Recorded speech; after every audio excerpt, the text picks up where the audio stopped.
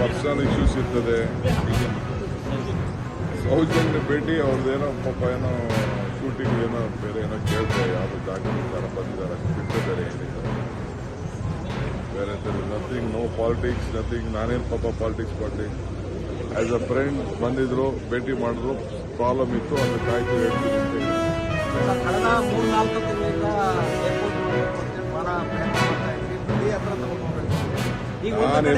ನೋಡಿ, ಸಂಸದರು ಮತ್ತೆ ಕುಮಾರಸ್ವಾಮಿ ಸ್ಟಾರ್ಟ್ ಮಾಡಿದ್ದಾರೆ sir. Credit first Kaveri Mekedatu permission ಕೊಡಿಸ್ತೀನಿ, ಒಂದೇ ದಿನಕ್ಕೆ ಪ್ರೈಮ್ ಮಿನಿಸ್ಟರ್ ಸೈನ್ ಹಾಕ್ತೀನಿ ಅಂತ ಹೇಳಿದ್ರಲ್ಲ, ಫಸ್ಟು ಅದು ಮಾಡಲಿ ಆಯ್ತಾ.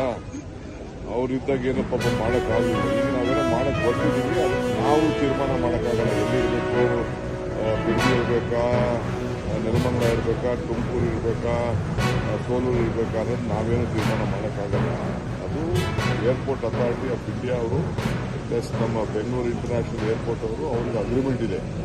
ಇಷ್ಟು ಆಯಿತು, ನನಗೆ ಗೊತ್ತಿಲ್ಲ. ನನಗೆ ಯಾವ ಎಕ್ಸಿಟ್ ಪೋಲ್ ಬಗ್ಗೆನೂ ನಂಬಿಕೆ ಇಲ್ಲ. I don't believe in exit poll. ಮತದಾರ ಏನ್ ತೀರ್ಪು ಮಾಡ್ತಾರೋ ಅದನ್ನ ನಾವು ಕಾಯ್ಕೊಂಡು ಇರೋಣ. ಸುಗ್ರೀವಾಜ್ಞೆ ಸರ್, ಸುಗ್ರೀವಾಜ್ಞೆ ಗವರ್ನರ್ಗೆ ಕಳಿಸ್ತಾ ಇದ್ದಾರೆ. ಚೀಫ್ ಮಿನಿಸ್ಟರ್ ಎಲ್ಲ ರೆಡಿ ಮಾಡಿದ್ದಾರೆ, ಚರ್ಚೆ ಮಾಡಿದ್ದಾರೆ, ಗವರ್ನರ್ಗೆ ಕಳಿಸ್ತಾ ಇದ್ದಾರೆ. ಗವರ್ನರ್ ಕಳಿಸಿದ ತಕ್ಷಣ